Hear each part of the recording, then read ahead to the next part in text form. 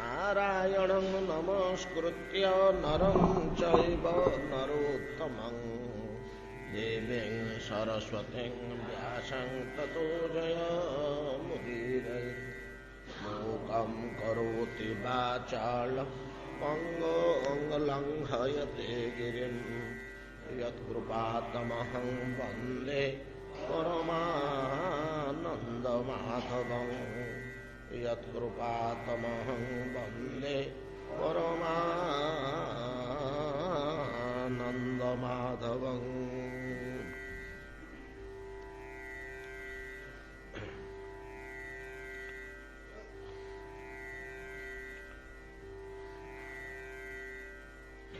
यत्कृपातमहं वन्दे परमानन्दमाधवम्।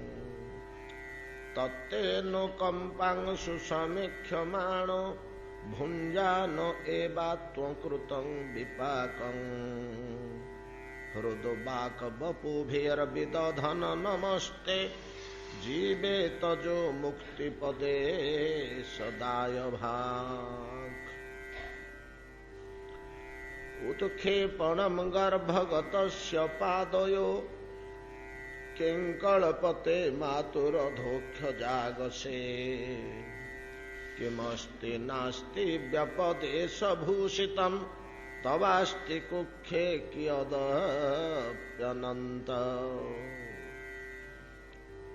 ब्रह्मा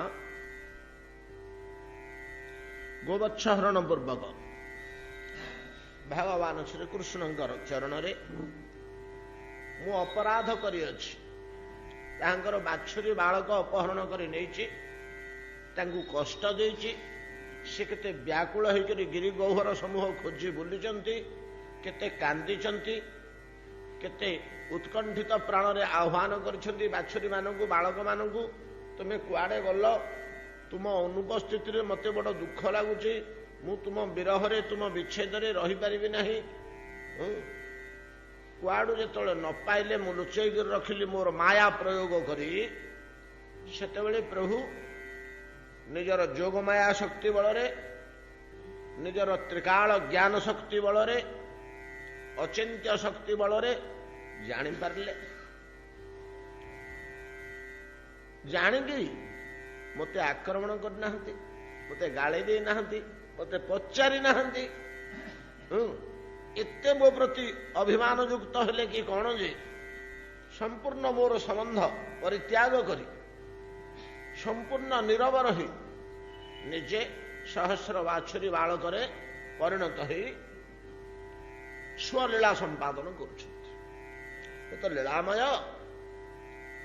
ସେ ବିଗ୍ରହ ତ ଲୀଳାର ବିଗ୍ରହ, ସେ ତ ଲୀଳା ବିନା ମୁହୂର୍ତ୍ତ ତିଷ୍ଠି ପାରିବନି। ସେ ବିଗ୍ରହ ପାଇଁ, ସେ ମୂର୍ତ୍ତି ପାଇଁ ସବୁବେଳେ ଦରକାର କ୍ରୀଡ଼ା, କୌତୁକ, ଖେଳ। ଏ ଯୋଉ ବ୍ରଜର 10 ବର୍ଷର ସ୍ୱରୂପ ଆମେ ପୂର୍ବରୁ ଆଲୋଚନା କରିଛେ। ସେ ସ୍ୱରୂପଟା ବୃନ୍ଦାବନ ଛାଡ଼ିକିରି କୁଆଡ଼କୁ ବାହାରେ ନା। ଭଗବାନଙ୍କର ସେ ସ୍ୱରୂପଟି କେବଳ ବ୍ରଜମଣ୍ଡଳ ଭିତରେ ହିଁ ରହିବ, ବାହାରକୁ ଯିବନି। ସେ ମୂର୍ତ୍ତିର, ସେ ସ୍ୱରୂପର ଅନ୍ୟତ୍ର ଦର୍ଶନ ନାହିଁ। ବ୍ରଜ ପରିସର ଭିତରେ ହିଁ ସେ ରହିବ।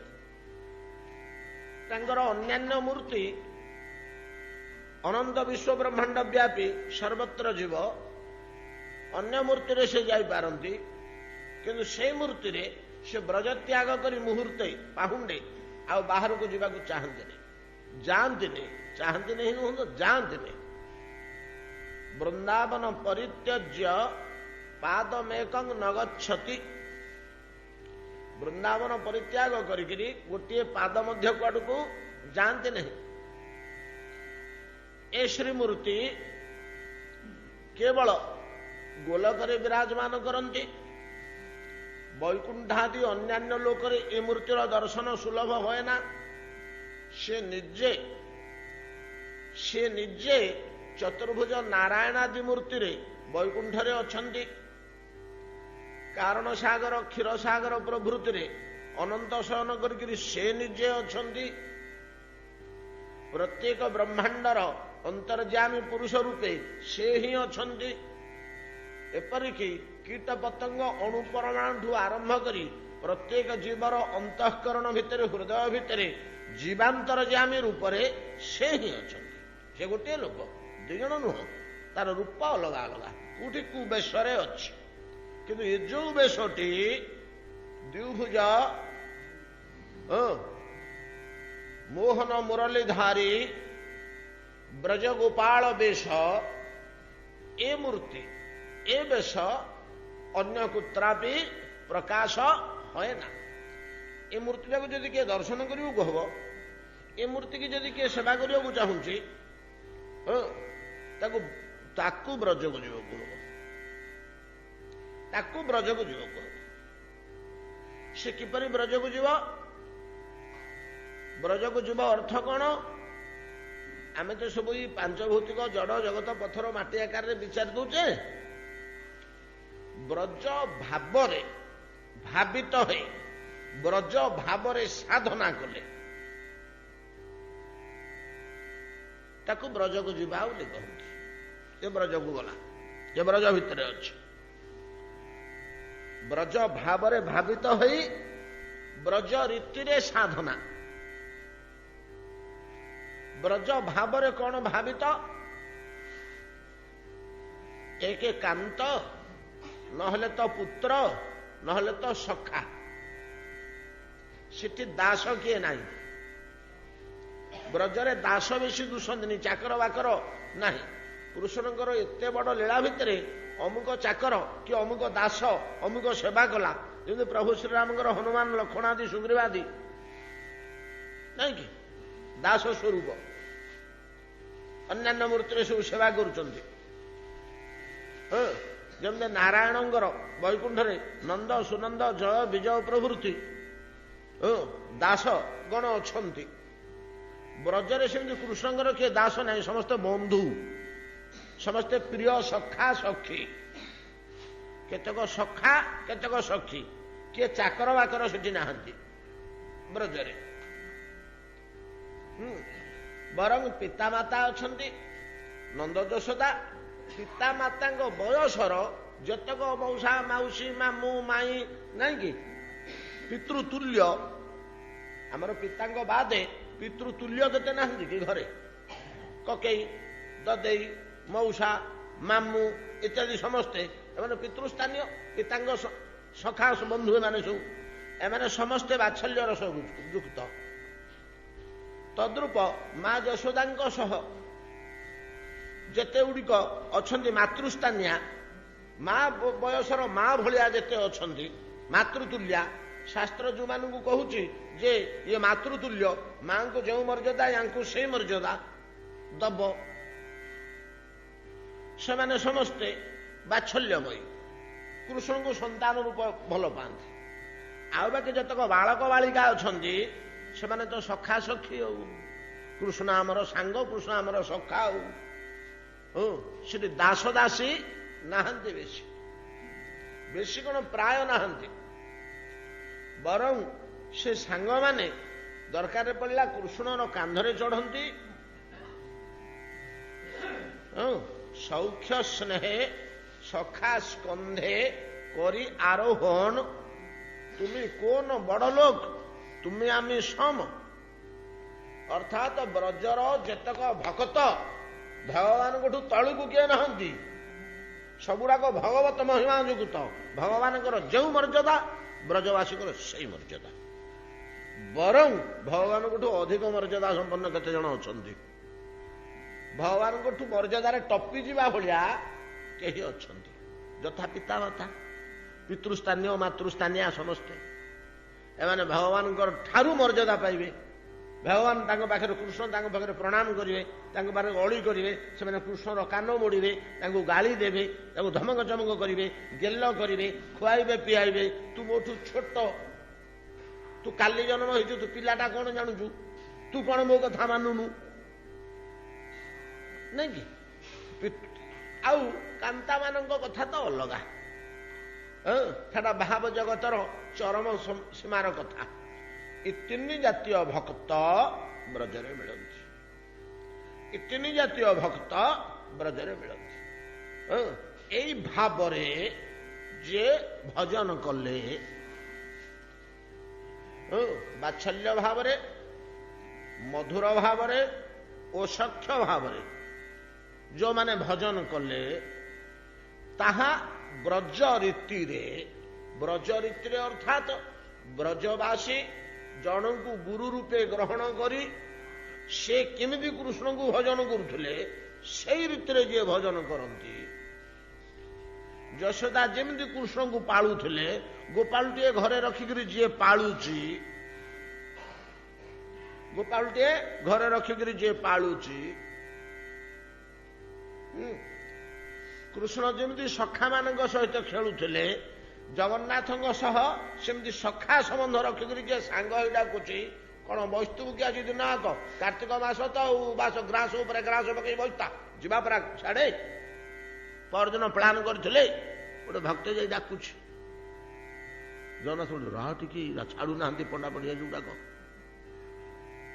ଟିକେ ରହ, ନା ତୁ ଗଲେ ଯା, ନହେଲେ ନାଇଁ ମୁଁ ପଳଉଛି, ଆଉ ମୁଁ ଜଗି ପାରିବିନି, ରହ ଟିକେ ରହ, ମୁଁ ପଳଉଛି ସାଙ୍ଗେ ସାଙ୍ଗେ, ରହ, ଇଲେ ଗଜା ଭୋଗ ଲାଗିବ, ଭଲ ଘିଅରେ ଛଣା ହେଇଛି, ନେଇଥିବି ଖଣ୍ଡେ ବାଟରେ ଖାଇବା, ତୁ କାହିଁକି ତରବର ହଉଛୁ। ଏଇଭଳିଆ ସମ୍ବନ୍ଧ ମାଧବ ଦାସ ଭଳିଆ, ବନ୍ଧୁ ମହାନ୍ତି ଭଳିଆ, ବନ୍ଧୁ ମହାନ୍ତିର ସଖ୍ୟ ସ୍ନେହ ନା। ଆଉ ଯୋଉ ବନ୍ଧୁ ମହାନ୍ତି କଥା ଆପଣ ସେଦିନ ଶୁଣୁଥିଲେ ଖୋର୍ଦ୍ଧାର ପ୍ରଫୁଲ୍ଲ ପଟ୍ଟନାୟକଙ୍କ ଠାରୁ, ତାର ସଖ୍ୟ ସ୍ନେହ, ମାଧବ ଦାସଙ୍କର ସଖ୍ୟ ସ୍ନେହ। ମାଧବ ଦାସଙ୍କ କଥା କହିଛି ଯେ ପଣସ ଚୋରି କରିବାକୁ ସାକ୍ଷୀ ଉପାଳ ଯାଇଥିଲେ। ଏମିତି ଆଉ କେତେକ ସଖା ଅଛନ୍ତି। ରାମାବତାରରେ ବିଭୀଷଣ ଓ ସୁଗ୍ରୀବ ଦୁଇ ଜଣ ସଖା, ଲକ୍ଷ୍ମଣ ହନୁମାନ ଆଦି ଦାସ, ଭାଇ ହେଲେ ମଧ୍ୟ ଲକ୍ଷ୍ମଣ ଦାସ। ବିଭୀଷଣ ଆଉ ସୁଗ୍ରୀବ ଏଇ ଦୁଇ ଜଣ ହଉଛନ୍ତି ସଖା। ଏମାନଙ୍କର ସଖ୍ୟ ଭାବ କିଞ୍ଚିତ, କିନ୍ତୁ ବ୍ରଜରେ ସଖ୍ୟ ଭାବଟା ସମ୍ପୂର୍ଣ୍ଣ। এই ପ୍ରକାର ବନ୍ଧୁ ରୀତିରେ ସଖା ଭାବରେ ବ୍ରଜ ଭାବରେ ବ୍ରଜବାସୀଙ୍କ ଢଙ୍ଗରେ ଯିଏ ହରିଭଜନ କରନ୍ତି ସେମାନଙ୍କୁ କୁହାଯାଏ ଯେ ଇଏ ବ୍ରଜଗତି ପାଇଲେ, ଇଏ ବ୍ରଜକୁ ଗଲେ। ସେମାନେ ଏଇ ଦ୍ୱିଭୁଜ ମୋହନ ମୁରଲୀଧାରୀ ବନମାଳ ଯୁକ୍ତ ବ୍ରଜ ଗୋପାଳ ବେଶର ଦର୍ଶନ ଓ ସେବା ଲାଭ କରନ୍ତି। ଏ ମୂର୍ତ୍ତିଟା ଅନ୍ୟ କୋତ୍ରାପି ଯିବନି, ବୁଝିପାରିଲେ ନା? ଏ ମୂର୍ତ୍ତିଟି ଅନ୍ୟ କୋତ୍ରାପି ଯିବନି। ଏତାଦୃଶ ଭଗବାନଙ୍କ ନିକଟରେ, କୃଷ୍ଣଙ୍କ ନିକଟରେ ବ୍ରହ୍ମା ଅପରାଧ କରି କ୍ଷମା ପ୍ରାର୍ଥନା କଲେ, କିନ୍ତୁ ଅପରାଧର ଦଣ୍ଡ ସ୍ୱରୂପ ଭଗବାନ କିଛି ସିଆଡ଼କୁ ଚାହିଁଲେନି। ଏ ବ୍ରହ୍ମା ତୁମେ କାହିଁକି ନେଲ, କିମ୍ବା ଆକ୍ରମଣ କରିବା କି ଗାଳି ଦେବା କି ଚୁଁ କିଛି ନାହିଁ। ପ୍ରଭୁ ମୋ ପାଇଁ ଆପଣ ଏତିକି କଷ୍ଟ ପାଇଲେ, ବିକଳ ହେଲେ, ଅଥଚ ମତେ ଯଦି ଚାରିପଦ ଗାଳି ଦେଇଥାନ୍ତେ ମୁଁ କହିଥାନ୍ତି ଭିତରେ। କିଛି ନ କହିବାରୁ ତ ଅଡୁଆରେ ପଡିଯାଇଛନ୍ତି ନା। କିଛି କହିଲେନି ମତେ, ପ୍ରଭୁ ମତେ ଗାଳି ଦେଇଥାନ୍ତେ, ମାରିଥାନ୍ତେ ବୋଲେ ଜାଣିଥାନ୍ତେ ଯା ମୋର ଅପରାଧ କ୍ଷମା ହେଇଗଲା, ମୋର ଦୋଷ କ୍ଷମା ହେଇଗଲା। ଚୁପଚାପ ଅନନ୍ତ ବାଛୁରୀ ବାଳକରେ ପରିଣତ ହେଇକରି ଏଇ ଯୋଉ ମୂର୍ତ୍ତିଟି ବ୍ରଜରେ ଆମେ କଳ୍ପନା କଲେ ଏଇ ଭାବରେ ଯୋଉ ମୂର୍ତ୍ତି ମିଳେ, ତାର ଏକମାତ୍ର କାର୍ଯ୍ୟ ହେଲା ଲୀଳା, କ୍ରୀଡ଼ା, କୌତୁକ, ଖେଳ, ମୌଜ ମଜଲିସି। ୟା ଛଡା ଆଉ କିଛି ନାହିଁ, ୟା ଛଡା ଆଉ କିଛି କାମ ନାହିଁ। ଯଦି ଗୋଟେ କିଛି କାମ ଆସିକିରି ପଡିଗଲା ମୁହଁରେ, ସେଟା ସେ ଖେଳ କୌତୁକ ମାଧ୍ୟମରେ ହବ ସିନା। ଏ କାଳିନ୍ଦୀ ସରୋବରଟା ବିଷଯୁକ୍ତ ହେଇଗଲା, ଏ ପାଣିଟା ପୁରା ବିଷାକ୍ତ ହେଇଯାଇଛି। ଆମର ଗାଈ ବାଛୁରୀ ଗୁଡାକ ସେ ଅଞ୍ଚଳକୁ ଗଲେ ଆଉ ପାଣି ପିଇ ପାରୁନାହାନ୍ତି, ସେ ଅଞ୍ଚଳରେ ଆଉ କୋଉଠି ଜଳ ମିଳୁନି। ଏଟାକୁ କେମିତି ପରିଶୋଧ କରିବାକୁ ହବ?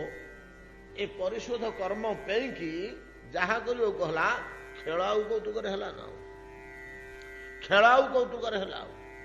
ୟା ପାଇଁ ସଜବାଜ, ପ୍ଲାନ, ପୋଷ୍ଟର, ଆଉ ହାତ ହତିଆର, ସୈନ୍ୟ ସାମନ୍ତ, ପୂର୍ବ ଯୋଜନା, ବ୍ୟୁହ ରଚନା କିଛି ହେଇନି।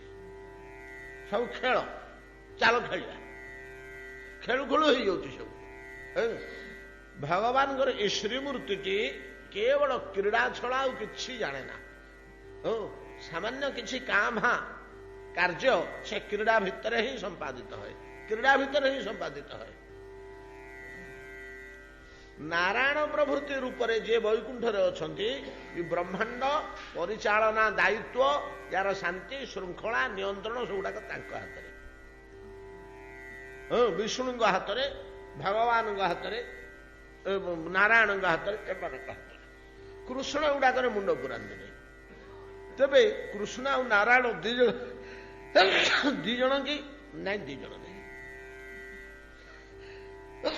सही कृष्ण ही स्वस्वरूप टिके अंश दे नारायण मूर्ति रूपे विराजमान कर अलग नुहति। जहा हो ब्रह्मा पाखे अपराध करी क्षमा प्रार्थना करू करू तो पंडित पणिया देखईदे। तो ब्रह्मा यांकर ज्ञानाहंकार ये वेद गर्भ, वेद कहले ज्ञान, वेद शब्दर अर्थ हूँ ज्ञान। से ज्ञान टाक ये निंदा कर आम गुड़ाक तुच्छ बोली से ज्ञानटा को एत दुर्बल बोली प्रमाण करी भक्तिटा को कहीं श्रेष्ठ बोली कहते, भक्तिटा को श्रेष्ठ बोली कहीं कहते ना। ब्रजरे जतक अच्छा आपण को जी पुओ झील सांग साथी रूपे पाई सेगुड़ाकर केते ज्ञान अच्छी, से केते वेदांत उपनिषद पढ़ी, केते जन संस्कृत पास कर, केते जन आचार्य शास्त्री होती ब्रजरे जोड़ाक अच्छा। बरं कौटी हेले गोटे प्रमाण मिलूनी जे ब्रजरे गोटे प्राइमरी स्कूल थिला, एमाने जाउथले पाठ पढ़ियो को नाही। से कृष्ण जो मथुरा पड़ी आसिले एठी प्राइमरी स्कूल अच्छी, सांदीपनिका आश्रम को जाई पाठ पढ़ते। तांको पिलानु को पाठ पढ़ाया 3 लाख रु अधिक अध्यापक नियुक्त करैथिले। इति स्कूल कॉलेज अच्छी किंतु ब्रजरे नाही, माने विद्या रो गंध ही नाही सेठी, अक्षर शिक्षा मध्य नाही से मानकर। जहाँ गर्गमुनि मुहरु शुणिथिबे सेतिकी आ पांडित्य ज्ञान काई। तबे कौन सेठी अच्छी जे भगवान बांधी अछंती ना भक्ति। भक्ति बल से माने रूपटा को पाइचंती। आमे गुड़ाक वेद को बोहिकी बुली बुलिकी कौनटा पाइलु, आपन को तो चिन्ह पार्लुनी, धरी पार्लुनी। ये कथाटा तो कहते सीधी आ कौन जो ज्ञान और भक्तिर आम तुलना कले एत दिन बसिकी ये भगवान तो ये कथाटी कहते, ब्रह्मा ये कथाटी कहते देख आमे वेद को गर्भ भितर धरी चतुर्मुखरे वेद उच्चारण करी ज्ञान रे आमर देह तैयारी ही ज्ञानमय मूर्ति, आम मंत्रमय मूर्ति, वेद मंत्र रे आम शरीर उत्पन्न, आमर शरीर प्रत्येकटी कोश गोटे गोटे वेद मंत्र, एमती अनंत कोश रे आम देहटी गठित, अनंत वेद वाक्य रे ब्रह्मांग देह गठित। आमे पाई पारलु नाही, चिन्ह पारलु नाही, पाइबा दूरे था चिन्ह ही पारलु नहीं। किंतु सेमाने खेलना भलिया हाथ में खेलुचंती, नचौचंती, गेल करुचंती, खुआउचंती, पियाउचंती, बांधुचंती, बाड़ौचंती, इ प्रकार भाव से माने करुचंती। आमे ज्ञानी होइकरी किछि पाइलु नहीं। स्तव स्तुति करिया को बसिलु जे स्तव करू करू आमर से पंडित पाणी आड़े आउ थरे पळेला। नति विनति हवा दूरे थाउ, नति विनति हवा दूरे थाउ, पुणी आउ थे से जुक्ति तर्क मीमांसा आड़ को पड़ेगा नहीं कि। स्तव आरंभ कले तो 7टा कि 8टा श्लोक मात्र कर स्तव भितर कथाटा कुआड़ को पड़े ज्ञाने प्रयास मुदपास्यनवंत एव पड़ेगा। तेणु ब्रह्मा कहले जे अपराध उपरे अपराध छड़ा आमर आउ किछि करिवार नाही। आमे ये मूर्ति पाखक आसिले खाली आमर अपराध अपराध अपराध, गोटे अपराध रु द्वितीय, द्वितीय रु तृतीय, तृतीय रु चतुर्थ खाली अपराध उड़िए होउछि। यांको पाखरे आमर भूल उड़िए हो जाउछि, अपराध उड़िए हो जाउछि। तेणु सिद्धासलख कहीदेले प्रभु मु आपणको पुओ शिशुटीए जेते अपराध कले बाप माँ कौन करती ताकू दंड दियंती कि? शिशुर दुष्टामी पितामातांकर आनंदर ବସ୍ତୁ ହୁଏ। ଶିଶୁର ଦୁଷ୍ଟାମି, ଅଜ୍ଞାନ ଶିଶୁର ଦୁଷ୍ଟାମି ନାଇଁ କି? ଛୋଟ ଛୋଟ ପିଲାମାନେ ଯୋଉ ଦୁଷ୍ଟାମି କରନ୍ତି, ବାପା ମା ତାକୁ ଉପଭୋଗ କରନ୍ତି। କାଲି ଆମେ ଆଲୋଚନା କରୁଥିଲେ ନା, 1.5 ବର୍ଷର ପିଲା କାଚ ଗ୍ଲାସ ଟାକୁ ଫିଙ୍ଗିଦେଲା। ସେ ଧରିଥିଲା ଫିଙ୍ଗିଦେଲା। ତାକୁ କଣ ଗୋଟେ ଲାଗିଲା, ତା ମନରେ ଚୁନା ହେଇଗଲା। ଆମେ ତା ହାତଟାକୁ ଭାଙ୍ଗି ଦଉଛେ କି, ତୁ କାହିଁ ଗ୍ଲାସଟା ଭାଙ୍ଗିଦେଲୁ ବୋଲି? ଅପରାଧ ଗ୍ରହଣ କରାଯାଏ ନା ଶିଶୁର, ଅପରାଧ ଗ୍ରହଣ କରାଯାଏ ନା ଶିଶୁର। ବରଂ ସେଇଟା ପିତାମାତାଙ୍କ ପାଇଁ ଏକ କୌତୁକର, ଆନନ୍ଦର ପଥ ହୁଏ। ସେ ଖୁସି ହୁଅନ୍ତି, ଏ କେମିତି ଦୁଷ୍ଟାମି କଲା, କେମିତି ଭାଙ୍ଗିଲା, କେମିତି ମୁହଁ କରିଥିଲା, କେମିତି ହାତ କରିଥିଲା, କେମିତି ଆସିକିରି କହିଲା ଦେଖ କେମିତି ଫିଙ୍ଗିଲି, କେତେ ଖଣ୍ଡ ହେଇଛି ଯା ଗଣିମୁ ଲୋ ମା। ତାର ଏଇ ଯୋଉ ଢଙ୍ଗ, ଏଇଟା ଯଦି ପିତାମାତାଙ୍କୁ ଆନନ୍ଦ ଦିଏ, এইটার কথার মূল কথাটা কହୁଛନ୍ତି ଆଉ ବ୍ରହ୍ମା। ଆମେ ଏ ଡାଳ କଥା ଗୁଡା କହିଲେ 1.5 ବର୍ଷ ହେଲା ପରେ, କିନ୍ତୁ ବ୍ରହ୍ମା କହୁଛନ୍ତି ଏଇଟା ତାର ପେଟ ଭିତରୁ ଅଭ୍ୟାସ। ଆଉ ସେ ଦୁଷ୍ଟାମି କରିବ, ଅପରାଧ କରିବ ଶିଶୁ, ଆଉ ମା ଖୁସି ହବ। ଆଉ ଟିକେ ବଡ ହେଇଗଲା ପରେ ଶିଶୁର ଦୁଷ୍ଟାମି ଯେମିତି ପିତାମାତାଙ୍କ ମନରେ ଆନନ୍ଦ ସଞ୍ଚାର କରେ। ଯଦି କେତେବେଳେ ପୁଅ ବିଦେଶକୁ ପଳେଇଲା କି ବାହାରେ ରହିଗଲା ବହୁ ଦିନ ଧରି, ବାପା ମା ମନରେ ଚିନ୍ତା କରନ୍ତି ଏଠିକି ଛୋଟିଆ ପିଲାଟେ ହେଇଥିଲା ଯେ ଏମିତି କି ସେମିତି କରିଥିଲା, ଭାଙ୍ଗିଥିଲା କି ଫିଙ୍ଗିଥିଲା କି ନଷ୍ଟ କରିଥିଲା କି ଦୁଷ୍ଟାମି କରିଥିଲା। ଶିଶୁ କାଳର ଦୁଷ୍ଟାମି ସ୍ମରଣ କରନ୍ତି। ଇଏ ଦୁଷ୍ଟାମିର ମୂଳ କୋଉଠି ନା ଗର୍ଭ ଭିତରୁ। ବ୍ରହ୍ମା କହୁଛନ୍ତି ଏ ଦୁଷ୍ଟାମିର ଗର୍ଭ ଭିତରୁ ଶିଶୁର ଏ ଦୁଷ୍ଟାମି, ଏବଂ ସେଇ ଦୁଷ୍ଟାମିରେ ବାପା ମାଙ୍କର ମନରେ ଦୁଃଖ ନ ଆସି ଆନନ୍ଦ ସଞ୍ଚାର ହୁଏ। ପ୍ରଭୁ, ମୁଁ ଆପଣଙ୍କ ଶିଶୁ, ମୁଁ ସେମିତି ଦୁଷ୍ଟାମି କରୁଛି, ଅପରାଧ କରି ପକଉଛି, ଭୁଲ କରି ପକଉଛି, ଆପଣଙ୍କର ଅପମାନ କରି ପକଉଛି। ଆପଣ ଏଥିରେ ଖୁସି ହେବେ ସିନା, ମୋ ଉପରେ ବିରକ୍ତ ହେବେନି ପ୍ରଭୁ, ଖୁସି ହେବେ। କାହିଁକି ନା ଶିଶୁର ଦୁଷ୍ଟାମିରେ ମା ଖୁସି ହୁଏ। ଉତ୍କ୍ଷେପଣମ୍ ଗର୍ଭଗତସ୍ୟ ପାଦୟୋଃ, ଉତ୍କ୍ଷେପଣମ୍ ଗର୍ଭଗତସ୍ୟ ପାଦୟୋଃ କିଙ୍କଳପତେ ମାତୁରଧୋକ୍ଷଜାଗସେ କିମସ୍ତି ନାସ୍ତି ବ୍ୟପଦେଶ ଭୂଷିତଂ ତବାସ୍ତି କୁକ୍ଷେ କିୟଦପ୍ୟନନ୍ତ।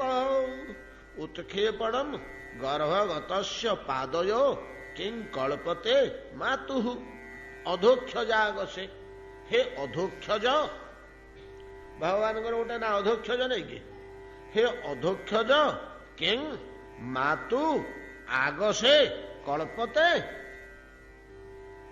ଗର୍ଭଗତସ୍ୟ ବାଳକସ୍ୟ ପଦ ଉତ୍କ୍ଷେପଣମ୍, ପାଦ ପ୍ରହାର, ଗର୍ଭରେ ଥିବା ଶିଶୁର ପାଦ ପ୍ରହାର। କିଂ ମାତୁ ଆଗସେ କଳ୍ପତେ, କଣ ମା ତାର ଅପରାଧ ବୋଲି କଳ୍ପନା କରେ, ଗ୍ରହଣ କରେ, କରେ ନା, ନୁହେଁ କି? କରେ ନା। ଆଉ କଣ ବୋଲି ଗ୍ରହଣ କରେ? ଶିଶୁର କ୍ରୀଡ଼ା ବୋଲି ଗ୍ରହଣ କରେ। ଶିଶୁର ଏଇ ପାଦ ପ୍ରକ୍ଷେପଣ ମା ଅପରାଧ ରୂପେ ଗ୍ରହଣ ନ କରି ନିଜକୁ ଲଜ୍ଜିତ, ଅଭିମାନିତ, ମୋ ପିଲା ହେଇକିରି ମତେ ଅପମାନ କଲା, ମତେ ଗୋଇଠା ମାଇଲା, ଏ ଭାବ ଗ୍ରହଣ ନ କରି ବରଂ ମା ଖୁସି ହଏ, ମୋ ଶିଶୁ ଖେଳୁଛି ଆନନ୍ଦରେ, ମୋର ଗର୍ଭଗତ ଶିଶୁ ମୋର କୁକ୍ଷିରେ ଆନନ୍ଦରେ ଖେଳୁଛି, ସେ ଭଲ ଅଛି। ଯଦି ବାହାରେ ପିଲାଟିଏ ଖେଳୁଥିଲେ, ମା ରୋଷେଇ ଘରେ ଥିଲା, କଣ କରୁଛି ପିଲାଟା ଚାହିଁଦେଲା, କଣ୍ଢେଇ 2-3ଟା ଧରିଛି, ଆଉ ଗୋଟେ ଯୋଡ଼େ ଛୋଟ ପିଲା ଅଛନ୍ତି, ଏ ଖେଳୁଛନ୍ତି, ହସିକି ଯୋଉ ଗଡି ଯାଉଛନ୍ତି, ଖେଳୁଛନ୍ତି, ଆଉ ନିଶ୍ଚିନ୍ତ ହେଇଗଲା, ପୁଣି ଆଡେ କାମରେ ମନ ଦେଲା, ଖେଳୁଛନ୍ତି ତ। ପିଲା ଖେଳୁଛି ବୋଲି ସେ ଖୁସିରେ ସନ୍ତୁଷ୍ଟ ହେଇଗଲା। ବାହାରେ ଗର୍ଭଗତର ପାଦ ପ୍ରହାରକୁ ଅପରାଧ ରୂପେ ମା ପରିଗଣନା ନ କରି ତାକୁ ଖୁସି হয়, ତାକୁ କୌତୁକ ଓ ସୁଖମୟ ଅବସ୍ଥା ରୂପେ ଗ୍ରହଣ କରେ। ତଦ୍ରୂପ ମୁଁ ଆପଣଙ୍କର ଶିଶୁ, ମୁଁ ଆପଣଙ୍କର ଶିଶୁ, ମୁଁ ଆପଣଙ୍କର ଶିଶୁ, ଆଉ ମୁଁ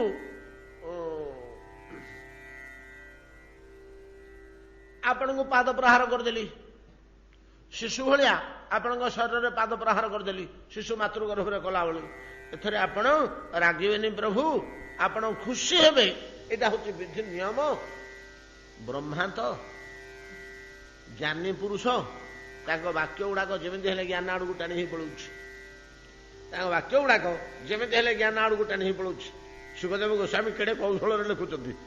ଏ କଥାଟି କହିଲେ ତା ସାଙ୍ଗେ ସାଙ୍ଗେ ପୁଣି କହିଦଉଛନ୍ତି ତ କିମସ୍ତି ନାସ୍ତି ବ୍ୟପଦେଶ ଭୂଷିତ ତବାସ୍ତି କୁକ୍ଷେ କିୟଦପ୍ୟନନ୍ତ। ହେ ଅନନ୍ତ, ତମ କୁକ୍ଷି ଭିତରେ, ତମ ପେଟ ଭିତରେ କଣ ନାହିଁ? କୋଉ ଜିନିଷଟା ନାହିଁ ତମ ପେଟ ଭିତରେ? ଆପଣଙ୍କ ଗର୍ଭ ଭିତରେ କୋଉ ବସ୍ତୁଟି ନାହିଁ? ଅସ୍ତି ନାସ୍ତି ବ୍ୟପଦେଶ ଭୂଷିତ। ଅସ୍ତି ନାସ୍ତି ଦୁଇ ଶବ୍ଦ ଦ୍ୱାରା ପ୍ରତିପନ୍ନ ହେଉଥିବା ଏ ଜଗତର ସବୁଗୁଡାକ ବସ୍ତୁ ଅସ୍ତି ନାସ୍ତିରେ ପ୍ରତିପନ୍ନ ହଉଛି। ଗୁଡାକ ଆମେ ଜାଣିବାନି। ତର୍କଶାସ୍ତ୍ରରେ ଏସବୁ ବର୍ଣ୍ଣନା କରାଯାଇଛି, ସାଂଖ୍ୟ ଶାସ୍ତ୍ରରେ ଏସବୁ ବର୍ଣ୍ଣନା କରାଯାଇଛି। ଏସବୁ ଦାର୍ଶନିକ ମାନଙ୍କର, ପଣ୍ଡିତ ମାନଙ୍କର କଥା ନାଇଁ କି? ତିନୋଟି ଯୁଗ ଶବ୍ଦରେ ଅସ୍ତି ନାସ୍ତିଟାକୁ ପ୍ରମାଣ କରାହଉଛି। କାଲି ଆମେ ଆଲୋଚନା କରିଛେ। ଅସ୍ତି ଅଛି, ନାସ୍ତି ନାହିଁ, ଏତିକି ତ କଥା। ଆଉ କଣ? ଅସ୍ତି ଅଛି, ନାସ୍ତି ନାହିଁ। ଅସ୍ତି ନାସ୍ତି ବ୍ୟପଦେଶ ଭୂଷିତ। ବ୍ୟପଦେଶ ଅସ୍ତି ନାସ୍ତି ଅନ୍ତରାଳରେ, ଅସ୍ତି ନାସ୍ତି ମଧ୍ୟରେ ବିଚାର କରାହଉଥିବା କଣ କଣ ନା ତିନି ପ୍ରକାର ଯେତେ ଶାସ୍ତ୍ର ଅଛି, କୋଉଥିରେ ସତ ଅସତ ବୋଲିଥିବ, କୋଉଥିରେ କାର୍ଯ୍ୟ କାରଣ ବୋଲିଥିବ, କୋଉଥିରେ ସ୍ଥୂଳ ସୁଖ ବୋଲିଥିବ। ତିନିଟା ତ ଇଏ ଜଗତର ଯାବତୀୟ ପଦାର୍ଥ ଏ ତିନୋଟି ଛଅଟି ଶବ୍ଦ ଭିତରେ ହିଁ ରହିଯାଉଛି। କାର୍ଯ୍ୟ କାରଣ, ସତ ଅସତ, ସୂକ୍ଷ୍ମ ସ୍ଥୂଳ। ନାଇଁ କି? ଆମ ଅବସ୍ଥା ପ୍ରଥମେ ବିଚାର କରାଯାଉ।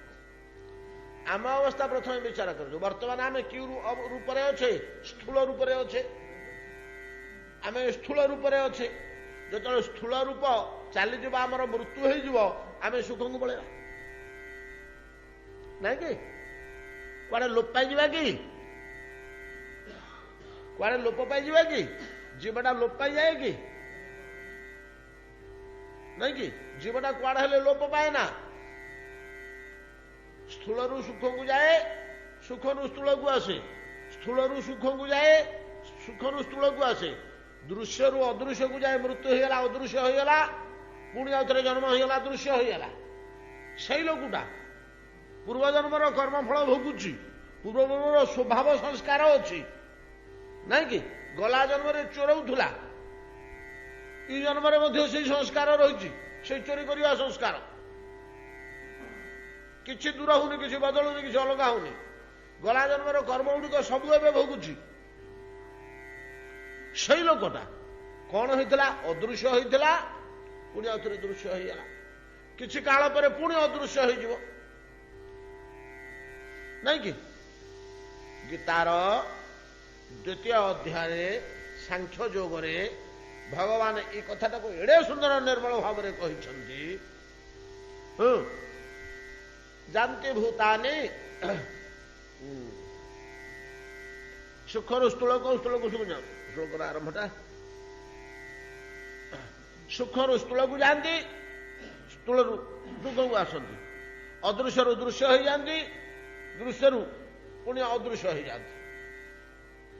ଅବ୍ୟକ୍ତାଦିନି ଭୂତାନି। ମନେ ପକଉନାହାନ୍ତି ଆଉ କଣ 10-15 ବର୍ଷ ଶୁଣିଲେଣି? ଅବ୍ୟକ୍ତାଦିନି ଭୂତାନି ବ୍ୟକ୍ତ ମଧ୍ୟାନି ଭାରତ ଅବ୍ୟକ୍ତା ନିଧନାନ୍ୟେବ ତତ୍ର କା ପରିବେଦନା। ଏ କାହିଁ କାନ୍ଦୁଛ ଅର୍ଜୁନ? ତତ୍ର କା ପରିବେଦନା? କଣ ପାଇଁ ଦୁଃଖ କରୁଛ? ନା ଆଜ୍ଞା ମରିଗଲେ। କଣ ମରିଗଲେ ବୋଇଲେ କଣ? ମରିଗଲେ ବୋଇଲେ କଣ ହେଲା? ପୂର୍ବେ ଅବ୍ୟକ୍ତ ହେଇଥିଲେ, ମଝିରେ 30-40 ବର୍ଷ ପାଇଁ ବ୍ୟକ୍ତ ହେଲେ, ପୁଣି ଆଉ ଥରେ ଅବ୍ୟକ୍ତ ହେଇଯାଇଛନ୍ତି। ଆଉ କଣଟା ହେଇଯାଇଛି? ଆଉ ଏ ବ୍ୟକ୍ତ ହବା, ଅବ୍ୟକ୍ତ ହବା, ଏଟା ତ ଜଗତର ଦୃଶ୍ୟ। ଦେଖନ୍ତୁ ମାୟାର ମୋହ କେମିତି। ଆମେ ଏଗୁଡା କିଛି ବୁଝୁନେ, कि गोटे लोक चलीगले कुआड़े गला कुआड़े जानी तो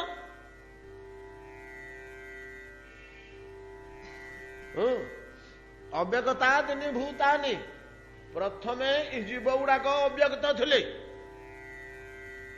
जीव गुड़िक प्रथमे अव्यक्त थे दुषु नथिले व्यक्त मध्यानि भारत मझे दुषुंट फेर 20-30 वर्ष पर अव्यक्त हो दुषे एति तो कथा अव्यक्ता दिनी भूतानि व्यक्त मध्यानि भारत अव्यक्ता निधनान्येव तत्र का परिवेदना आमर कथा ये से लोकटा सेमती अच्छे सूक्ष्म स्थूल स्थूल रु सूक्ष्म सूक्ष्म रु स्थूल ठीक से भाया सत रु असत असत रु सत ए जगत में केते गुड़ाक अच्छे असत केते गुड़ाक अच्छे सत सत गुड़ाक चिरस्थायी रहिबो असत गुड़ाक दूषी जाऊथुबो लिभि जाऊथुबो दूषी जाऊथुबो लिभि जाऊथुबो एटा हो भलिया एका कथा सब कार्य कारण मध्ये एका कथा कार्य कारण कह सत असत कह किंवा स्थूल सूक्ष्म कह अस्ति नास्ति शब्दद्वय द्वारा विचार्यमाण जेते पदार्थ ये सबुड़ाक जागतिक सबुतक जागतिक पदार्थ अस्ति नास्ति शब्द रे जेते शब्द प्रमाण होउछि प्रभु कोउटा आपणक गर्भ भितर नाही कोउटा आपणक गर्भ भितर नाही सब गुड़िक किछि किमस्ति नास्ति व्यपदेश भूषितम ब्रह्मा वेदगर्भ ज्ञान निर्मित तनु वेद मंत्र वेद वाक्य शरीर निर्माण होती जमी टाणी हो कथा गुड़ाक ज्ञान आड़क पड़ोची नहीं कि जमी कलह प्रिय लोकटा सहित जिते बसिक मीमांसा कले आम शांतशिष्ट भात से जुक्ति तर्क कथाभाषा गुड़ाक कली आड़क टाणीदब जमी नहीं कि लोभी लोकटे सहित आम जिते परामर्श करा तार जमी तार लोभ आड़क टाणीदब ता कथा गुड़ाक स्वभावतः सेमती किमस्ति नास्ति व्यपदेश भूषित वाक्य ब्रह्मांकर वाक्य गुड़ाक ज्ञान आड़क टाणी होटा ज्ञानात्मक जिनटा किमस्ति नास्ति व्यपदेश भूषित तबास्ति कुक्षे कियदप्यनंत हे अनंत अस्ति नास्ति शब्द द्वୟରେ विचार्यमाण जावतीय जागतिक पदार्थ कोउटा आपण गर्भ भितर नाही कोउटा आपण गर्भ भितर नाही सब किसी आपण गर्भ भितर रही सबुड़ाक जदि आपण गर्भ भितर रही मु आपण गर्भरे अच्छे ना ये सबुतक जदि अच्छी आम देखीचे शास्त्र केवल कहूना भगवान लीला देखे गुड़ाक ए पाटी करनी कथाभाषा करनी तो सबू केवल शास्त्र नहीं युड़िक भगवान देखे निज लीला निज लीला भितर एगुड़िक सब देखे कृष्णावतार कथा आम आलोचना करते काली नहीं कि माँ कृष्ण गर्भरे अनंत कोटि ब्रह्मांड देखिले रामचरित मानस सेमती गोटे कथा जदिव मूल रामायण दुशुनी कि गोसाई जी देइछन्ति नहीं कि बा कौशल्या जेतबेले तो राम को गाधे बाधे देले वेशभूषण करदेले पाउडर फाउडर बोलीदेले कला टिके बोलीदेले मुनरे खुआईदेले पेटुटिए नहीं कि पलंग दोली उपरे शुआईदेले जिते घुंगुड़ी मारिक शोले गाढ़ निद होगला कन्या खंडे ढांकीदेले पेटे गले ठाकुर सेवा करपन ठाकुर सेवा करना जार पिला छुआ जन्म है कि दियो देवता तार छुआटे नहला पर्यंत सीना दियो देवता आए ठाकुर पिलाटे हो आए ठाकुर पिलाटे हो आउ पिलाटे जो दिन होला ठाकुर गला आते कौन संबंध जाओ पिला कम जो सरला कौशल्याकर गले घरर अनेक कहते नृसिंह घरर ठाकुर नृसिंह घरर ठाकुर रामायण किंतु गोटे वाक्य अच्छे नमस्तेस्तु जगन्नाथ इक्ष्वाकु कुलदैवत नमस्तेस्तु जगन्नाथ इक्ष्वाकु कुलदैवत वाल्मीकि लिखुଛନ୍ତି इक्ष्वाकु वंशर कुलदेवता होचंदी जगन्नाथ हेले आमर ए मूर्ति ଦେଖିକି ଆଉ ରାମ ଜଗନ୍ନାଥ ନୁହନ୍ତି ନା, କୃଷ୍ଣ ଜଗନ୍ନାଥ ନୁହନ୍ତି ନା, ନୃସିଂହ ଜଗନ୍ନାଥ ନୁହଁ, ଜଗତନାଥ ତ ସମସ୍ତେ। ଜଗତନାଥ ଶବ୍ଦଟାକୁ ବିଶେଷ୍ୟ ନ କରି ଯଦି ବିଶେଷଣରେ ବ୍ୟବହାର କରାଗଲା ସବୁ ଭଗବାନଙ୍କ ପାଖରେ ଲାଗିବ ନାଇଁ କି? କିନ୍ତୁ ବିଶେଷ୍ୟ ଯଦି କରା ଦିଆଗଲା ତାହେଲେ ଏଇ ଜଗନ୍ନାଥଙ୍କ ଛଡା ଆଉ କୋଠିକି ଯିବନି, ଆଉ କୋଠି ଲାଗିପାରିବନି। ଏମିତି ଭାବରେ ସେ କୋଉ ଜଗନ୍ନାଥ ହଉଛନ୍ତି ହୁଅନ୍ତୁ, ସେ ଯୋଉ ଜଗନ୍ନାଥ ହେଲେ ମଧ୍ୟ ଏଇ ଜଗନ୍ନାଥ ମଧ୍ୟ ସବୁ ଜଗନ୍ନାଥ। ଇଏ ତ ଆଉ ରାମକୃଷ୍ଣ ନୃସିଂହଠୁ ଭିନ୍ନ ନୁହନ୍ତି, ଗୋଟେ ଅଲଗା ଠାକୁର ନୁହନ୍ତି, ତାଙ୍କରି ଗୋଟିଏ ଶ୍ରୀମୂର୍ତ୍ତି। ତାଙ୍କର ପୂଜା ପଦ୍ଧତି, ରୂପ, ଗୁଣ, ଚେହେରା ସମସ୍ତଙ୍କର ଯେମିତି ଅଲଗା, ତାଙ୍କର ବି ସେମିତି ଅଲଗା। ଯାହା ହଉ, ନମସ୍ତେସ୍ତୁ ଜଗନ୍ନାଥ ଇକ୍ଷାକୁ କୁଳ ଦେବତା। କିନ୍ତୁ କେତେକ ଶାସ୍ତ୍ରରେ ମିଳୁଛି ନୃସିଂହ ହଉଛନ୍ତି ତାଙ୍କର ଇଷ୍ଟ ଦେବତା ବୋଲି। ଯାହା ହଉ, ନୃସିଂହଙ୍କ ପାଖରେ ଲୁଗାପଟା ବଦଳିଲେ, ଗୋଡ଼ ହାତ ଧୋଇଲେ, ଭୋଗରାଗ ଲଗେଇଲେ, ଠାକୁରମାନଙ୍କୁ ଗାଧେଇ ପାଧେଇ ଦେଲେ, ଫୁଲ ଦେଲେ, ଥାଳିରେ ଲଡୁ ଭୋଗ ଲଗେଇଦେଲେ, କବାଟ ଆଉଜେଇ ଦେଲେ। ସେପଟେ ଦଶରଥଙ୍କର ଖାଇବା ପିଇବା କ'ଣ ହେଲାଣି, ସମୟ ହେଲାଣି, ସେ ଆସିବେ ରାଜସଭାରୁ। ତାଙ୍କ ପାଇଁ କ'ଣ ବ୍ୟବସ୍ଥା ହେଇଛି କି ନ ହେଇଛି ଟିକେ ଯାଞ୍ଚ କରିବା ପାଇଁ ସିଆଡ଼କୁ ଗଲେ ଦେଖିବା ପାଇଁ। କୌଶଲ୍ୟା ସିଆଡ଼ୁ ଘେରେ ବୁଲିକିରି ଆସି ଦେଖନ୍ତି ତ ଠାକୁର ହତ୍ୟା ମେଲା ହେଇଛି ଫାଳେ କବାଟ। ସ୍ୱାମୀ କହିଲେ ବିରାଡ଼ି ଫିରାଡ଼ି ପଶିଗଲା ନା କ'ଣ? ଭୋଗ ଲଗେଇ ଦେଇକିରି ଆସିଲି, କ'ଣ ହେଇଛି? ଯାଇକିରି ଦୁଆର ମୁହଁରେ ଚାହିଁ ଦିଅନ୍ତି ଯ ତ 8 ମାସର ପୁଅ ଯାହାକୁ ଶୁଆଇ ଦେଇ ଯାଇଥିଲେ ଦୋଳି ଉପରେ, ଥାଳି ଉପରେ ମୁହଁ ମାରିକିରି ଖାଉଛନ୍ତି। ତାଜ୍ଜୁବ ହେଇକିରି ଛିଡ଼ା ହେଲେ, ଆଶ୍ଚର୍ଯ୍ୟ ହେଇ ଛିଡ଼ା ହେଲେ। କାହିଁକି? ଖାଲି ଆଶ୍ଚର୍ଯ୍ୟ ନାହିଁ, ଭୟଚକିତ, ଭୟବହିତ। ଠାକୁରଙ୍କୁ ଭୋଗ ଲାଗିଥିଲା, ପିଲାଟା ଯାଇ ମାରା କରିଦେଲା। ମୋ ପିଲାର କାଳେ କ'ଣ ଅସୁବିଧା ହେବ କି? ଠାକୁର ବିରକ୍ତ ହେବେ କି? ଅଭିଶାପ ଦେବେ, ଅପରାଧ ହେଲା କି? ଯାହାର କୌଣସି କୁପରିଣତି ମୋ ପିଲା ଭୋଗ କରିବ କି? ସ୍ଥାଣୁ ହେଇକିରି ଛିଡ଼ା ହେଇଛନ୍ତି। ଯେତେବେଳେ ସ୍ଥାଣୁ ହେଇ ଛିଡ଼ା ହେଇଛନ୍ତି, କ'ଣ ପାଇଁ ରାମ ପଛକୁ ଚାହିଁଦେଲେ। ଯେତେବେଳେ ଚାହିଁ ଦିଅନ୍ତି, ଦେଖିଲେ ଯେ ମା ଏମିତି ଛିଡ଼ା ହୋଇଛନ୍ତି, ଏଡ଼ିଟେ ଆଖି କରି ସ୍ତବ୍ଧ ଭାବରେ। ଯେମିତି ମାଆଙ୍କୁ ଦେଖିଦେଲେ ଦୁଡ଼ି ପଳେଇ ଆସିଲେ ଗୋଟେ ଲଡୁ ଧରିକିରି। 3ଟା ଗୋଡ଼ରେ ଛିଡ଼ା ହେଇଛନ୍ତି, ଗୋଟେ ଗୋଟେ ଦେଖାଉଛନ୍ତି, ହସି ହସି। ମା କେଡ଼େ କେଡ଼େ ଲଡୁ ହେଇଥିଲ, ବଡ଼ ବିଟା, ତୁ ଗୋଟେ ଖାଉଛୁ। ସେ ଭାବ ଯାହା ଜଣା ପଡୁଛି ତା ଭିତରେ। ତ ମୁହଁ ଫିଟେଇକରି କଥା କହି ଯାଇନାହାନ୍ତି, କଥା କହିପାରୁନାହାନ୍ତି। ବଡ଼ ବଢିଆ ଲଡୁ ହେଇଛି, ମୁଁ ପାଇଗଲି, ତୁ ଗୋଟେ ଖାଉନୁ, କେତେ ଅଛି? ମା କହିଲେ, ଇ ପିଲା ତ ବର୍ତ୍ତମାନ ଚାଲିପାରିନି, ପେଟଉଛି, ଆଣ୍ଠଉଛି, ଇଏ ତ ଦୋଳିରୁ ଓହ୍ଲେଇ ପାରିବନି। ଆଉ ଆମର ଏଇ ରାଜନଗର ଭିତରେ ତ କେହି ଏମିତିକା କାମ କରିବେନି। ମୋର ବିନା ଆଦେଶରେ ରାମକୁ କିଏ ଓହ୍ଲେଇ ଦେଲା, କୁଆଡ଼େ ନେଇଗଲା, କ'ଣ କରିଦେଲା, କିଛି କରିବେନି। ଏତେ ଯତ୍ନରେ ରଖା ହଉଛି, ମତେ ପଚାରିକିରି ସବୁ କିଛି କରିବେ। ଆଉ କିଏ ତ ଶୋଇଲା ପିଲାକୁ ଓହ୍ଲେଇବନି। ମୁଁ ତାହେଲେ ପେଟୁଟିଏ ଖୁଆଇକିରି ଶୁଆଇ ଦେଇକିରି ଗଲି, କ'ଣ ଘଟଣା? ଇଏ ପଲଙ୍ଗରୁ ଓହ୍ଲେଇଲା କେମିତି ଦୋଳିରୁ? ଆପଣ ଦୋଳିର କୌଣସି ରସି ଫସି ଛିଡ଼ିଗଲା କି? ତଳକୁ ଗଡ଼ି ପଡ଼ିଲା, ନିଦ ଭାଙ୍ଗିଗଲା, ପଳେଇ ସିଆଡ଼େ। ୟା ବୋଲି ଚିନ୍ତା କରି ଦୋଳି ଦେଖିବାକୁ ଗଲେ, ରସି ଫସି ଛିଡ଼ି ଯାଇଛି କ'ଣ? ଦେଖିଲେ ଯେ ରସି ଫସି କିଛି ଛିଡ଼ିନି। ହଠାତ୍ ଲୁହା ଶିକୁଳି, ନାଇଁ ଲୁହା ଶିକୁଳି ନୁହଁ, ସୁବର୍ଣ୍ଣ ଶିକୁଳି। ରାମ କାହିଁକି ଲୁହା ଶିକୁଳିରେ ଶୋଇବେ? ସୁବର୍ଣ୍ଣ ଶିକୁଳିରେ ଅଷ୍ଟରତ୍ନ ଜଡ଼ିତ। ତା ଉପରେ ସେ ପଲଙ୍କ ଉପରେ, ଦୋଳି ପଲଙ୍କ ଉପରେ ବେଶ ଆଖି ବୁଝିକିରି ଶୋଇଛନ୍ତି। ସୁ ସୁ ନିଶ୍ୱାସ ମାରୁଛନ୍ତି, ଶୋଇଛନ୍ତି। ଆଉ ଟିକେ ଆଶ୍ଚର୍ଯ୍ୟ ହେଲା, କ'ଣ ସେ ପିଲାଟାକୁ ହେଲେ ଦେଖିଲି ସେଠି ଲଡୁ ଖାଉଥିଲା, ଆସିକି ମତେ ଦେଖଉଥିଲା, ଶୋଇଛି।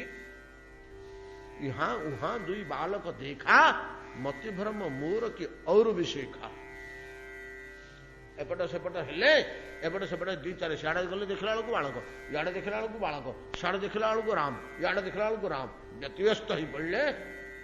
ବ୍ୟତିବ୍ୟସ୍ତ ହେଇ ପଡ଼ି କ'ଣ କଲେ ନା, ସେଠି ଛିଡ଼ା ହେଇକିରି ସ୍ତବ୍ଧ ହେଇକିରି ଚିନ୍ତା କଲେ, ଆଖି ବୁଝି ପକେଇଲେ। କ'ଣ ଏ ଘଟଣା, କ'ଣ ଏ ଘଟଣା, କ'ଣ ଏ ପରିସ୍ଥିତି? ମୁଁ ଆଉ ସ୍ୱପ୍ନ ଦେଖୁନି ତ? ଯେତେବେଳେ ଆଖି ବୁଝି ଦେଇଛନ୍ତି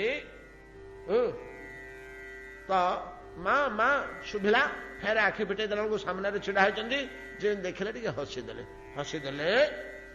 ରାମଙ୍କ ଶରୀର ଭିତରେ ଯେମିତି ଅର୍ଜୁନ ଦେଖିଥିଲେ ବିଶ୍ୱରୂପ, ଗୀତାରେ ବର୍ଣ୍ଣନା ହେଇଛି, ଅନନ୍ତ ବ୍ରହ୍ମାଣ୍ଡ। ଗୋଟେ ଅଧିକା ଜିନିଷ ଦେଇଛନ୍ତି, ଯୋଉଟା ବିଶ୍ୱରୂପ ଦର୍ଶନର ଅନ୍ୟ ସ୍ଥାନରେ କୋଉଠି ମିଳେନି। ଗୋସାଇଁଜୀ ଚତୁର ଗୋସାଇଁଜୀ ଗୋଟେ ଅଧିକା ଜିନିଷ ଦେଇଛନ୍ତି ଯେ ମାୟାକୁ ସେ ଦର୍ଶନ କଲେ। ରାମଙ୍କ ଗର୍ଭ ଭିତରେ ଅନନ୍ତ କୋଟି ବ୍ରହ୍ମାଣ୍ଡ ସହ ମାୟାକୁ ମଧ୍ୟ ଦର୍ଶନ କଲେ। ଅନେକ ଜାଗାରେ ଭଗବାନଙ୍କର ଗର୍ଭରେ କୋଟି କୋଟି ବ୍ରହ୍ମାଣ୍ଡ, କୋଟି କୋଟି ସୂର୍ଯ୍ୟ ଚନ୍ଦ୍ରମା ଏସବୁ ଦେଖିବାକୁ ମିଳନ୍ତି। ଆମେ ଏଗୁଡାକ କେତେ ଜାଗାରେ ପାଇଛେ କହିଲେ? ମନେ ପକାନ୍ତୁ, ମାର୍କଣ୍ଡେୟ ଦେଖିଲେ ବାଳକର ଗର୍ଭ ଭିତରେ, ନାଇଁ କି? ମୂଳ ଶାସ୍ତ୍ରରେ ମାର୍କଣ୍ଡେୟ ଯାହା ଦେଖିଛନ୍ତି ସେଟା କିନ୍ତୁ ପକ୍କା ଶାସ୍ତ୍ରୀୟ, କି ପୁରାଣର କଥା ନୁହଁ, ମୂଳ ଦାର୍ଶନିକ କଥା। ମାର୍କଣ୍ଡେୟ ଦେଖିଲେ। 2 ନମ୍ବରରେ ଆଉ ତ ଅନେକ ଜାଗାରେ ଦେଖିଛନ୍ତି, ଓଜନଦାର କଥା ଯୋଉଠି କୁହାଯାଇଛି, ଗୁରୁତ୍ୱପୂର୍ଣ୍ଣ ଜ୍ଞାନ ନିଷ୍ପତ୍ତି ଯୋଉଠି ଦିଆହେଇଛି। କାକଭୂଷଣ୍ଡୀ ଦେଖିଲେ ରାମଙ୍କ ଗର୍ଭ ଭିତରେ, ନାଇଁ କି? କାକଭୂଷଣ୍ଡୀ ରାମଙ୍କ ଗର୍ଭ ଭିତରେ ସିଏ ଦେଖିଲେ। ମା ଯଶୋଦା କୃଷ୍ଣଙ୍କ ଗର୍ଭ ଭିତରେ ମୃତ୍ତିକା ଭକ୍ଷଣ କରୁ କରୁ ଦେଖିଲେ। ମା କୌଶଲ୍ୟା ରାମଚରିତ ମାନସ ଅନୁସାରେ ରାମଙ୍କ ଗର୍ଭ ଭିତରେ ଦେଖିଲେ, ନାଇଁ କି? ଭଗବାନ ଶ୍ରୀକୃଷ୍ଣ ବିଶ୍ୱମୂର୍ତ୍ତି ଦେଖେଇଲେ କାହାକୁ? ଅର୍ଜୁନଙ୍କୁ। ଅର୍ଜୁନ ଦେଖିଲେ। ଅର୍ଜୁନ ଯେତେବେଳେ ଦେଖୁଥିଲେ ସେତିକିବେଳେ ସୁମନ୍ତ୍ର ଦେଖୁଥିଲେ। ସୁମନ୍ତ୍ର ନାହିଁ ମ, ସଞ୍ଜୟ। ସୁମନ୍ତ୍ର ରାମାୟଣର ଲୋକ ନା, ଆଉ ମହାଭାରତର ଲୋକ ସଞ୍ଜୟ। ସଞ୍ଜୟ ଦେଖୁଥିଲେ। ସଞ୍ଜୟଙ୍କୁ ଦିବ୍ୟ ଚକ୍ଷୁ ଦେଇଥିଲେ ତ ବେଦବ୍ୟାସ। ସେ ଗୋଟେ ଦିବ୍ୟ ଚକ୍ଷୁ ଦେଇନଥିଲେ କି ସଞ୍ଜୟଙ୍କୁ? ଯୋଉଟା ଧୃତରାଷ୍ଟ୍ରଙ୍କ ପାଇଁ ଆଣିଥିଲେ ଏଟା ସଞ୍ଜୟଙ୍କୁ ଦେଇଥିଲେ। ସଞ୍ଜୟ ମଧ୍ୟ ବିଶ୍ୱରୂପଟାକୁ ଦେଖିଛନ୍ତି। ଅର୍ଜୁନ ସାଡେ ଦେଖୁଛନ୍ତି ଭଗବାନଙ୍କ କୃପାରେ। ଇଏ ମଧ୍ୟ ଗୋଟେ ଦିବ୍ୟ ଚକ୍ଷୁ ରଖିଥିଲେ ବ୍ୟାସଙ୍କଠୁ ଆଣିକିରି। କିଏ ସେ ବି ତାଙ୍କର ମୁଣି ଭିତରୁ ବାହାର କରି ସେଟା ଓଳେ ହେଇକିରି ସେ ବି ଚାହିଁଲେ, ସେ ବି ବିଶ୍ୱରୂପ ଦେଖିଲେ। ଯେତେବେଳେ ଭଗବାନ ଫେରି ଯାଉଛନ୍ତି ପରୀକ୍ଷିତଙ୍କର ଜନ୍ମ ପରେ, ବିଦାୟ ନେଇକରି ନିଜ ରାଜ୍ୟକୁ ଦ୍ୱାରକାକୁ, ବାଟରେ ଜଣେ ଋଷିଙ୍କର ଆଶ୍ରମ ପଡ଼ିଲା। ସେ ଋଷିଙ୍କ କହିଲେ ଏଣେ ରୋବଣ ଋଷିଟେ ଅଛନ୍ତି, ଆଉ ଇଏ ସାଥିରେ ଅଛନ୍ତି ଆମର 2 ଜଣ ସାତ୍ୟକୀ ଆଉ କୃତବର୍ମା। ଏ ତ ରହିବେ ଯୁଆଡେ ଗଲେ କୃଷ୍ଣ ସାଥିରେ। ଆଉ ଦାରୁକ ତ ରଥ ଚଳେଇବେ, ସାରଥି ସେ। ଆଉ ଏ କୃତବର୍ମା ଏଠି ଟିକେ ରଥ ରଖିଲ, ଏଠି ଅଟକ ଟିକେ ଯିବା। ଏଠି ମୁନି ଜଣେ ଅଛନ୍ତି, ବଡ ଟାଣୁଆ ଋଷି ଜଣେ ସ୍ମରଣ କରୁଛନ୍ତି, ଆଉ ଅତିକ୍ରମ କରି ସାଧୁସନ୍ଥଙ୍କୁ ପଳେଇଲେ ଭଲ ନାହିଁ। ରଥ ରହିଲା ସେଠି। ଆଉ କଣ କଣ ଗୋଟେ ଅଛି ଘଟଣା, କେତେ ଗୋଟେ ଘଟଣା ଅଛି, ମୋର ମନେ ହଉନି ଭଲ, କାଳେ ପଢା ହେଇଥିଲା। ଜଳ ନା କଣ ବାଲୁକା ଏମିତି ସମ୍ବନ୍ଧୀୟ ଗୋଟେ ଅଦ୍ଭୁତ ଘଟଣା ସେଠି ଅଛି। ଯାହା ହଉ କୃଷ୍ଣ ଗଲେ, ଯାଇକରି ସେ ଋଷିଙ୍କ ଆଶ୍ରମରେ ପହଞ୍ଚିଲେ। ଋଷି ଦର୍ଶନ କଲେ, ସ୍ତବସ୍ତୁତି କଲେ। ସେଇଠି କହିଲେ ପ୍ରଭୁ ଆଉ ମୁଁ ଗୋଟେ ଜିନିଷ ମୋର ଦରକାର, ମତେ ଦେଇକରି ଯାଆନ୍ତୁ। ନା ହଁ ଦେବି, କହ ନା ମତେ ବିଶ୍ୱରୂପ ଦେଖନ୍ତୁ। ଅର୍ଜୁନଙ୍କୁ ବିଶ୍ୱରୂପ ଦେଖେଇଲେ, ମୋର ଟିକେ ଦେଖିବାକୁ ଇଚ୍ଛା। ଭଗବାନ ସେଇଠି ପୁଣି ବିଶ୍ୱରୂପ ତାଙ୍କୁ ଦେଖେଇଛନ୍ତି। ସେଠି ମଧ୍ୟ ତାଙ୍କୁ ବିଶ୍ୱରୂପ ଦେଖେଇଛନ୍ତି ବୋଲି ମହାଭାରତରେ ଦେଖିବାକୁ ମିଳେ। ଏଇସବୁ ଯୋଉଠି ବିଶ୍ୱରୂପ, କୋଟି କୋଟି ବ୍ରହ୍ମାଣ୍ଡ ଭଗବାନଙ୍କ ଶରୀର ଭିତରେ। ଅବଶ୍ୟ ଆପଣମାନେ ଏଗୁଡା ବୁଝିପାରିବେନି। ଏ ବିଶ୍ୱରୂପ ସେ ବିଶ୍ୱରୂପ ଭିତରେ ପ୍ରଭେଦ ଅଛି। ଯାହା ହଉ ସେ ପ୍ରଭେଦ ଭିତରକୁ ଆମେ ପଶିବାନି। ମହାଜଟଳ ଏ ବିଶ୍ୱରୂପ ଦର୍ଶନ ଆଉ ସେ ବିଶ୍ୱରୂପ ଦର୍ଶନ ମା ମାନଙ୍କର, ତା ଭିତରେ କଣ ପ୍ରଭେଦ ରହିଛି? ତାତ୍ତ୍ୱିକ ପ୍ରଭେଦ। ଯାହା ହଉ ବିଶ୍ୱରୂପଟା ଦେଖା ହଉଛି ମାନେ ସେଇଠି ଶାସ୍ତ୍ର ଚାହୁଁଛନ୍ତି ପ୍ରମାଣ କରିଦେବାକୁ, ଆମ ଭଳିଆ ବୋକା ଗୁଡାକର ମୁଣ୍ଡରେ ପୁରେଇ ଦେବାକୁ। ଆରେ ଏଇଟା କୋଟି ବ୍ରହ୍ମାଣ୍ଡ ନାଥ ସାକ୍ଷାତ ଭଗବାନ ରେ, ଏତିକି କେବଳ। ଆମେ ଅଜ୍ଞାନୀ ଅଧମ ଗୁଡାକ ନା, ଆଉ କଣ? ଆମ ଘରର ନାତି ଭଳିଆ ହିଁ ଆମକୁ କୃଷ୍ଣ ଦୂଷିଯିବେ, ରାମ ଦୂଷିଯିବେ ନା। ଆଉ ରାମଙ୍କର କ୍ରୀଡ଼ା କୌତୁକ, କୃଷ୍ଣଙ୍କର କ୍ରୀଡ଼ା କୌତୁକ କହିଲେ ଆଲୋଚନା କରୁ, ତାଙ୍କର ମୂର୍ତ୍ତିଟା ଆମକୁ ମଣିଷ ପିଲା ଭଳିଆ, ମଣିଷ ଭଳିଆ, ମନୁଷ୍ୟ ଆଚରଣ ଭଳିଆ ଦୂଷିଯିବ। ଆମେ ଅଜ୍ଞାନୀ ଅବୋଧ ଜୀବ। ଏଇ ଜ୍ଞାନଟାକୁ ଦୂର କରି ଆମ ଭିତରେ ପୁରେଇବାକୁ ଚାହୁଁଛନ୍ତି ମୁନି ଋଷିମାନେ ଯେ ଦେଖ ଦେଖ ତମ ପିଲା ଭିତରେ କଣ ବିଶ୍ୱରୂପ ତମେ ଦେଖିପାରିବ କି? ଏ ତ ଜୀବାତ୍ମାଟିଏ ଏଡ଼ିକିଟିଏ, କିନ୍ତୁ ଏଇଟା ଦେଖିବାକୁ ସିନା ପିଲାଟିଏ ହେଇଛି, ଅନନ୍ତ କୋଟି ବ୍ରହ୍ମାଣ୍ଡ ୟା ଭିତରେ ରହିଛି। ଏ ସବୁକୁ ଧାରଣ କରିକି ରଖିଛି, ଏ ସମସ୍ତଙ୍କୁ ଏ ଧାରଣ କରି ରଖିଛି। ଏତାଦୃଶ ଭାବରେ ଭଗବାନଙ୍କୁ ତାଙ୍କର ଭଗବତ୍ତା, ତାଙ୍କର ମହିମା, ତାଙ୍କର ବୈଭବ ତାକୁ ଦେଖେଇବା ପାଇଁ, ବୁଝେଇବା ପାଇଁ ଈଶ୍ୱର ବୋଲି ଆମର କେମିତି ବିଶ୍ୱାସଟେ ଜାତ ହବ। ସାଧାରଣ ମନୁଷ୍ୟ ମାତ୍ର ନୁହେଁ, ରାମକୃଷ୍ଣ ଆଦି ବାଳକ, ରାମକୃଷ୍ଣ ଆଦି ଶିଶୁ, ପରମେଶ୍ୱର এই জ্ঞାନ ଜାତ ହେବା ପାଇଁ, ଏ ବିଶ୍ୱାସ ଜାତ ହେବା ପାଇଁ ନାନା ପ୍ରକାର କଥା କହିଛନ୍ତି। ଅତଏବ ଏଇ ରୀତିରେ ସମସ୍ତ ବସ୍ତୁ ଯଦି ପ୍ରଭୁ ତୁମ ପେଟ ଭିତରେ ଅଛି, ଗର୍ଭ ଭିତରେ ଅଛି, ତାହେଲେ ଆଉ ମୁଁ କଣ ନାହିଁ କି ତା ଭିତରେ? ବ୍ରହ୍ମା କହୁଛନ୍ତି ସବୁ ଯେତେବେଳେ ଅଛି, ଆଉ ମୁଁ କଣ ତା ଭିତରେ ନାହିଁ କି? ଆଉ ଯିଏ ପେଟ ଭିତରେ ରହେ ସିଏ ତ ପିଲା, ଆଉ ପିଲା କାହାକୁ କହନ୍ତି? ଆମେ ଯଦି ଆପଣଙ୍କର ଗର୍ଭ ଭିତରେ ସମସ୍ତେ ରହିଲୁ, ତାହେଲେ ଆମେ ସମସ୍ତେ ଆପଣଙ୍କର ସନ୍ତାନ। ଆଉ ମୁଁ ମଧ୍ୟ ଗୋଟେ ସନ୍ତାନ। ଦେଖିବାକୁ ଗଲେ ମୁଁ ବଡ ପୁଅ, ମୁଁ ଆଗ ଆପଣଙ୍କ ପେଟରୁ ବାହାରିଛି, ଆଉ ତାପରେ ଗୁଡାକ ବାହାରିଛନ୍ତି ସବୁ। ଆଉ ମୁଁ ଗୋଟା ଗୋଟାକୁ ବାହାର କରିଛି ଆପଣଙ୍କ ଗର୍ଭରୁ। ଆଉ ମୁଁ ଆପଣଙ୍କର ଜ୍ୟେଷ୍ଠ ପୁତ୍ର। ଆଉ ବ୍ରହ୍ମାଙ୍କର ଏଇ ଉକ୍ତି କିମସ୍ତି ନାସ୍ତି ବ୍ୟପଦେଶ ଭୂଷିତ, ଅସ୍ତି ନାସ୍ତି ବାକ୍ୟରେ ପ୍ରମାଣିତ ହେଉଥିବା ସମସ୍ତ ଜାଗତିକ ପଦାର୍ଥ ଓ ଜୀବ ଆପଣଙ୍କ ଗର୍ଭଗତ ହେଇଥିବାରୁ ମୁଁ ମଧ୍ୟ ତନ୍ମଧ୍ୟରେ ଏକ, ଅତଏବ ମୁଁ ଆପଣଙ୍କର ଗର୍ଭସ୍ଥ ସନ୍ତାନ ନୁହେଁ କି ପ୍ରଭୁ? ଏ କଥାଟା ଆପଣ ନାହିଁ କରିପାରିବେ ନାହିଁ। ଆପଣ ମୋ କଥାଟାକୁ ସ୍ୱୀକାର କରିବାକୁ ବାଧ୍ୟ। କାହିଁକି ନା ଆପଣ ପୂର୍ବରୁ କହିଦେଇଛନ୍ତି, ହାତ କାଟି ଲେଖିଦେଇଛନ୍ତି। କଣ ବୋଲି? ପିତାହମସ୍ୟ ଜଗତ ମାତା ଧାତା ପିତାମହ, ନାଇଁ କି? କାଲି ଆମେ ଏ ଶ୍ଲୋକଟି ଉଚ୍ଚାରଣ କରିଥିଲେ। ଏ ଜଗତର ମୁଁ ହଉଛି ମା, ମୁଁ ହଉଛି ବାପ, ମୁଁ ହଉଛି ମା। ଅତଏବ ଆପଣ ମୋର ଜନନୀ, ମୁଁ ଆପଣଙ୍କର ପୁତ୍ର। ପୁତ୍ର ଯେପରି ଜନନୀ ଦେହରେ ପଦାଘାତ କଲେ ଜନନୀ ତାକୁ ଦୋଷ ରୂପେ ଗ୍ରହଣ କରେ ନା, ସେମିତି ଆପଣ ମଧ୍ୟ ମୋର ଏ ଯାବତୀୟ ଅପରାଧକୁ ଦୋଷ ରୂପେ ଗ୍ରହଣ କରିବେ ନାହିଁ ପ୍ରଭୁ। କୃଷ୍ଣ ଶୁଣିଲେ,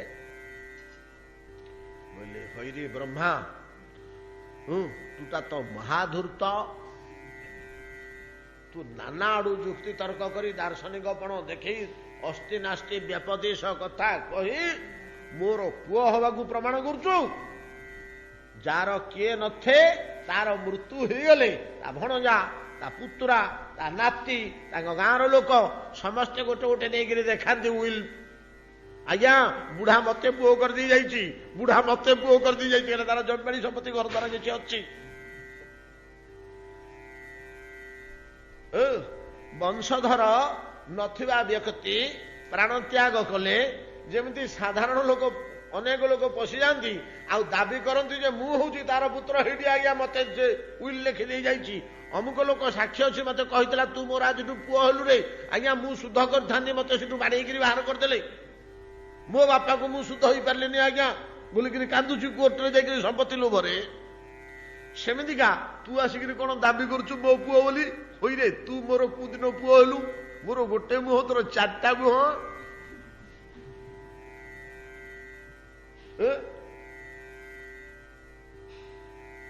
ଆରେ ଗୋରୁଟେ ଗଧିଆ ଛୁଆଟେ ଜନ୍ମ କରିବ ନା ଘୋଡା ଛୁଆଟେ ଜନ୍ମ କରିବ? ମୁଁ ଯଦି ଜନ୍ମ କରିଥାନ୍ତି ଗୋଟେ ମୁହଁ ପିଲା ସିନା ଜନ୍ମ କରିଥାନ୍ତି। ଆଚ୍ଛା ଚାରି ମୁହଁ କୋଉଠୁ ହେଲୁ ତୁ? ତୋର କାହିଁ ଚାରି ମୁହଁ ହେଇଛି ଜାଣିଛୁ? ତୋ ବାପ ଚାରି ହାତିଆ ବୋଲି ତୋର ଚାରି ମୁହଁ ହେଲା, ମୁଁ ଦି ହାତିଆ। ମୋର ଯୋଡିଏ ହାତ, ମୁଁ ଦୁଇ ଭୁଜ, ମୋହନ ମୁରଲୀଧାରୀ, ବ୍ରହ୍ମ ଗୋପାଳ ବେଶ, ମୋର ଏ ମୂର୍ତ୍ତି। ତୋ ବାପ ଚାରିଟା ହାତ, ଶଙ୍ଖ ଚକ୍ର ଗଦା ପଦ୍ମ ଧରିଛି, ସାପ ଉପରେ ଶୋଇଛି, ପାଣିରେ ଭାସୁଛି, ନାଇଁ କି?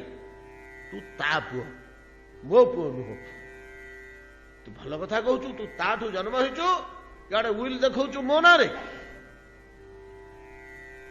जदि भगवान ए कथा कहती जे तू मो पुत्र नुह मु ते दिन जन्म कली तो बाप अलगा मु अलगा लोक तो बाप चतुर्भुज मु द्विभुज से किरीट कुंडल युक्त मु बनमाला युक्त नहीं कि से राज सिंहासन रे बसिची मु बन रे बुलुची बाछुरी चरौची अनेक प्रभेद अच्छी तू कौन मो पुओ बोली कहूचु तू मो पुओ नुह आज्ञा हेले मु का पुओ आपण कहते ना तू नारायणर पुओ कृष्णर पुओ नुह ब्रह्मा कहते हो प्रभु मुझे नारायणर पुओ नारायण स्वं नहि सर्वदेहिना आत्मास्यधीशाखिल लोक साक्षी नारायण नर भूजलाय न तच्चापि सत्यं न तवैव माया ब्रह्मा पुणी कहते प्रभु मुझे नारायणर पुओ आपण कृष्ण नुहंती आपण मध्य नारायण मुझे नारायण ना कहे ए श्लोक कहते आपण ही नारायण आपण नारायण रूपे मते जन्म कर आसंता काली से श्लोक देखा समय है एति आज भाव विश्राम।